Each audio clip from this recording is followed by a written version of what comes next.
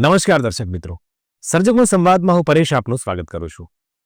મિત્રો, દરેક વ્યક્તિના જીવનમાં દરરોજ એક એવી સવાર આવે છે કે જે નવા સપનાઓ સાથે જગાડતી હોય છે અને આખો દિવસ કામ કરીને થાકીને માણસ પોતાના ઘરે જાય અને પરિવાર સાથે હુંફ સાથે જીવતો હોય છે.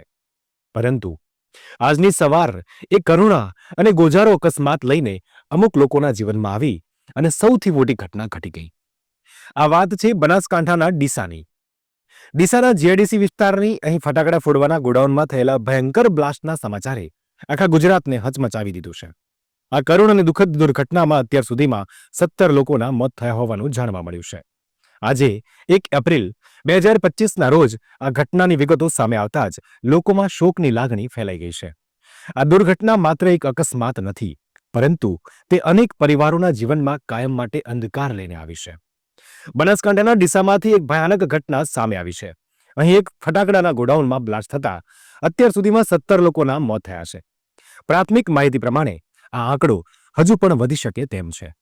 આપને જણાવી દઈએ કે ગોડાઉનમાં પાણી ગરમ કરવાનું એક બોઇલર હતું, જેના કારણે આ મોટી ઘટના બની હોવાની પ્રાથમિક માહિતી સામે આવી રહી છે.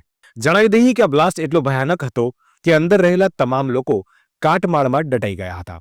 આ ગોડાઉન આરસીસીથી બનેલું હતું. આ બ્લાસ્ટ એટલો ભયાનક હતો કે 9:45 કલાકે બોઇલર ફાટતા જ આખું આરસીસી સ્ટ્રક્ચર તૂટી ગયું હતું.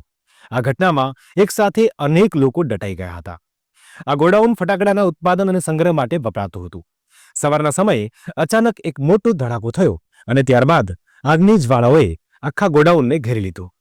ધડાકાની તીવ્રતા એટલી બધી હતી કે આજુબાજુના વિસ્તારના લોકોને પણ તેનો અહેસાસ થયો હતો અને આગ એટલી ઝડપી ફેલાઈ કે ત્યાં કામ કરી રહેલા શ્રમિકોને ભાગવાની કે બચવાની તક પણ મળી ન હતી. સરકારે આ તમામ મૃતકના પરિવારોને અમુક રાશિ અર્પણ કરવાની જાહેરાત પણ કરી દીધી છે. પરંતુ હવે જે લોકો આ દુનિયામાં નથી, એમની ખોટ કોણ પૂરી કરી શકે? ઈશ્વર આ તમામ લોકોના પરિવારને આ દુઃખ સહન કરવાની શક્તિ આપે, એવી પ્રાર્થના સહ રજા આપશો. નમસ્કાર.